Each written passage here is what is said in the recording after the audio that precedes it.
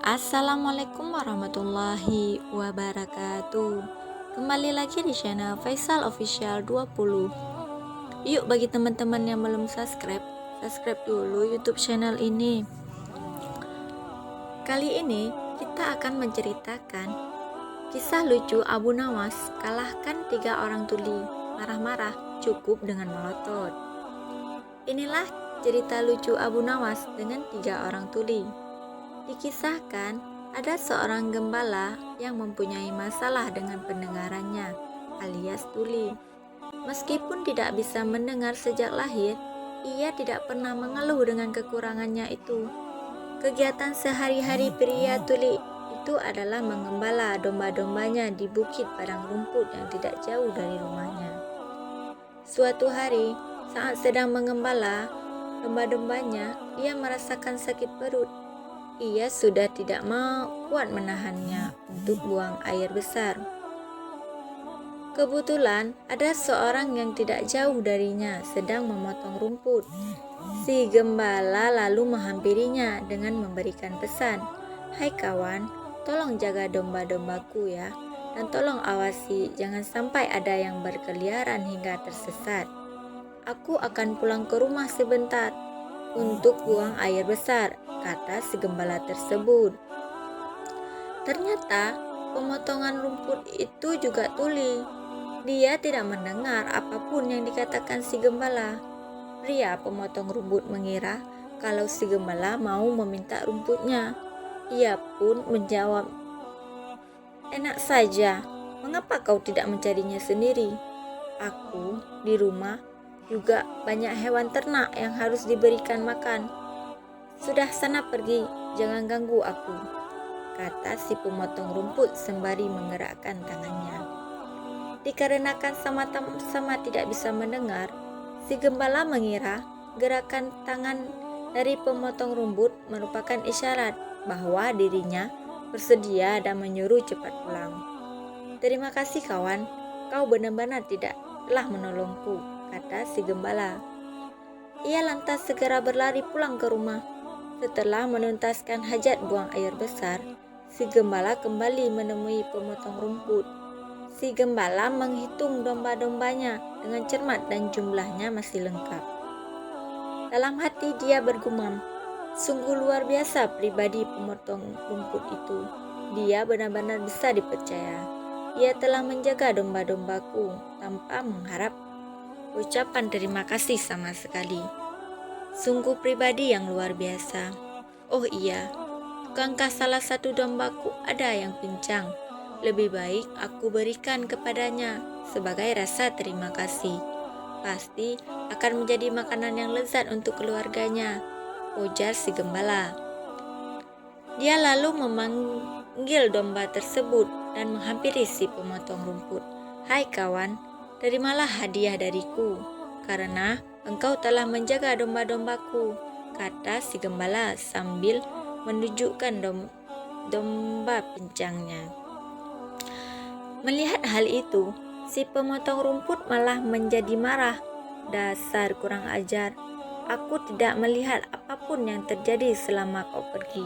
Kenapa kamu malah meminta tanggung jawab atau pincangnya kaki dombamu? Dari tadi aku sibuk memotong rumput dan sama sekali tidak tahu terkait kejadian yang menimpa kaki dombamu. Pergilah, kalau kau mendekat, aku akan memukulmu," ancam si pemotong rumput dengan emosi.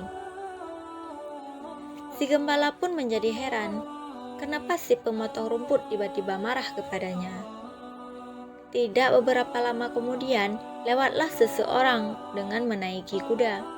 Tapi ternyata dia adalah seorang pencuri yang telinganya juga tuli. Kuda yang dikendarinya adalah hasil curian. Si gembala lalu berteriak memanggil pria penunggang kuda. "Tuan, tolong katakan kepadaku apa yang diucapkan si pemotong rumput ini. Aku ini tuli, Tuan. Jadi aku tidak mengerti kenapa ia menolak pemberianku, malah marah-marah kepadaku," ucap si gembala dengan emosi. Pria pemotong rumput juga tidak mau kalah. Dia bicara dengan nada teriak kepada si penunggang kuda. "Begini Tuan, dari tadi aku sedang memotong rumput dan tidak tahu apa-apa. Tapi tiba-tiba dia meminta tanggung jawab atas pincangnya kaki domba miliknya. Jelas saja aku marah dituduh seperti itu," balas si pemotong rumput. Si penunggang kuda kemudian turun dari kudanya dan menghampiri mereka berdua. Dikarenakan juga menderita tuli, ia mengira si pemotong rumput dan gembala sedang memarahinya karena mencuri kudanya. "Benar kawan, aku memang barusan mencuri kuda. Tapi aku sungguh tidak tahu kalau kuda itu adalah milik kalian. Maafkan aku kawan," kata si penunggang kuda. "Sudah aku katakan, aku tidak tahu apa-apa atas pincangnya domba ini," teriak si pemotong rumput. "Hai kawan, suruh dia jelaskan mengapa menolak pemberianku dan justru marah-marah," teriak si gembala. "Iya, aku mengaku mencuri kuda, tapi aku tuli. Jadi aku tidak tahu siapa di antara kalian yang memiliki kuda ini," teriak si penunggang kuda. Di tengah-tengah keributan yang terjadi, melintaslah Abu Nawas di hadapan mereka.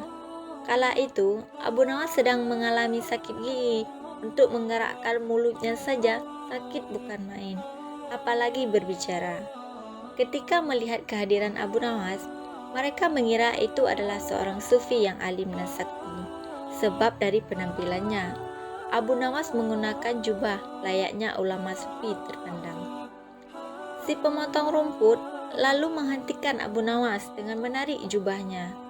Ia berkata dengan nada berteriak kepada Abu Nawas untuk meminta keadilan. "Tuan Sufi, tolonglah aku. Mereka berdua menuduhku melukai dombanya," kata si memotong rumput. Si gembala juga berkata kepada Abu Nawas dengan nada teriak, "Wahai Tuan Sufi, aku hanya ingin memberikan domba, tapi dia malah memarahiku." Si pencuri kuda juga ikut-ikutan berteriak, "Tuan Sufi, aku akui bersalah telah mencuri kuda mereka. Tapi aku tuli, jadi tidak bisa mendengar perkataan mereka.